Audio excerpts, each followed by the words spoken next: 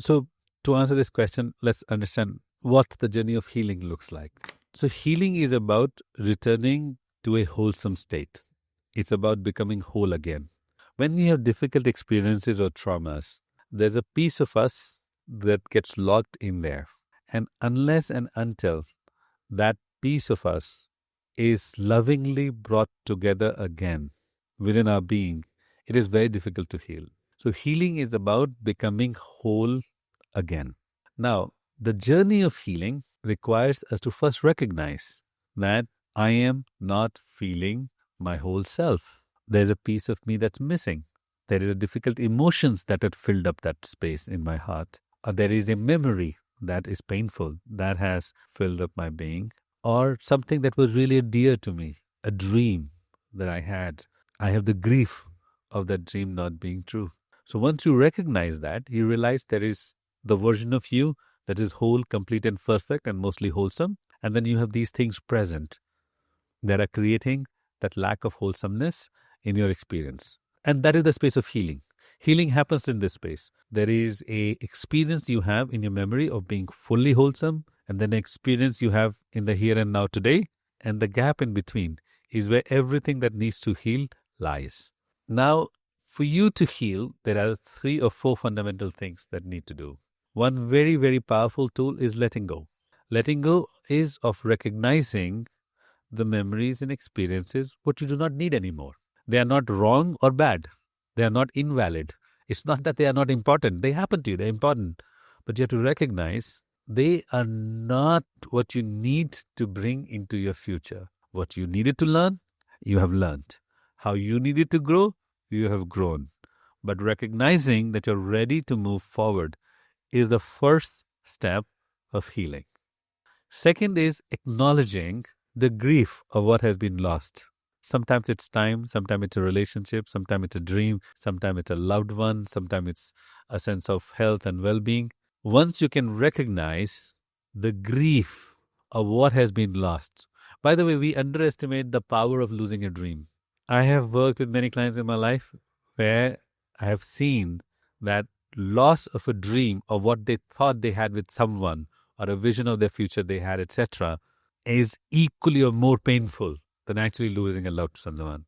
So recognizing that what you have lost, sitting with it while working through it is very important. So that's the next step of healing. That noticing what's been lost, the grief that's present, sitting with it while working through it is very, very important. The third step is bringing in love and self-compassion and say, I need to let go. I need to move forward because I am choosing to prioritize myself. I'm choosing to prioritize the wholesome, self-expressed, happy, joyful, authentic version of me. I am important. I matter. I am my priority.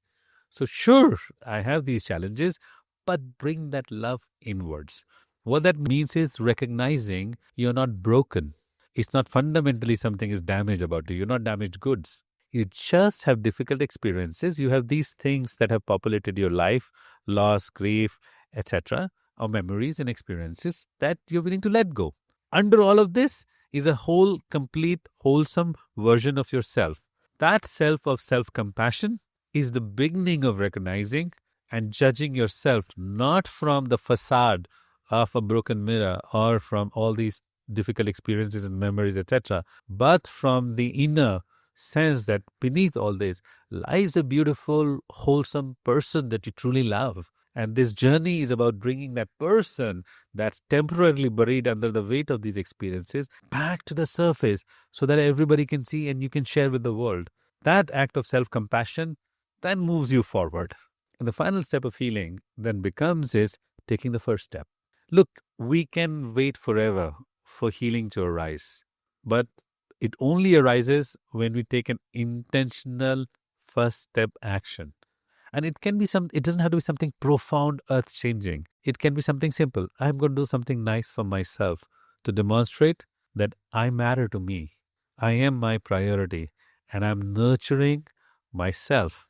That experience of loving yourself creates space for healing. Letting go, which includes forgiveness. letting go of memories, letting go of pain, and so on and so forth, which includes forgiveness. Noticing the grief, sitting with it, and moving forward, which needs acknowledging the loss of what could have been, what should have been, what would have been, a vision of life or a dream or whatever, or love. And then bringing in self-compassion to these two spaces of painful memories and this, and saying there's this beautiful version that lies below the burden of these things, and I am sort of excavating all of that and bringing it to the surface, and then intentionally taking baby steps and action to move forward. That is how healing arises. If there is one quality that I believe that is what I would say the determining factor on the pace of healing, how fast healing can happen, is self-compassion and self-love. Is the extent to which you can turn your love inwards to recognize that most beautiful version of yourself, that whole, complete and perfect version of yourself that lies temporarily buried below the weight of all these experiences, and authentically commit to bringing that to the surface to share with the world. That is the direct predictor of how fast healing will happen. See, pain, suffering, trauma, loss are inevitable in life. For any life well lived, it will have moments of this experience. You cannot wish them away when they happen, including grief and loss. But you can lean in to self-love and self-compassion to build that bridge into the valley. This is your whole, complete, perfect self, your wholesome experience of being alive. And this is you, burdened with all the memories, experiences, sense of loss. The bridge from here to here is built on the foundation of self-compassion. And in the middle, there will be moments of loneliness and sadness and learning and all of that. But if you continue to weave this bridge with the fabric and the threads of self-compassion and self-love and willingness to move forward and letting go and forgiveness, healing is inevitable. It may take time, but it is inevitable. And let me sum up by saying, when healing arises, you are born as a person who is wholesome, beautiful, and perfect with wisdom of experience. So it's even a more wholesome version of you than who started at the beginning of this journey. So you still have your beautiful self intact, and now you have the fragrance of wisdom of life experience that you have earned on this journey. So you become a gift to everyone, not only yourself, but everyone in your life and the world around you. So you not only owe it to yourself to nurture the space of healing, you also owe it to your family and loved ones, those who care about you, and the world at large.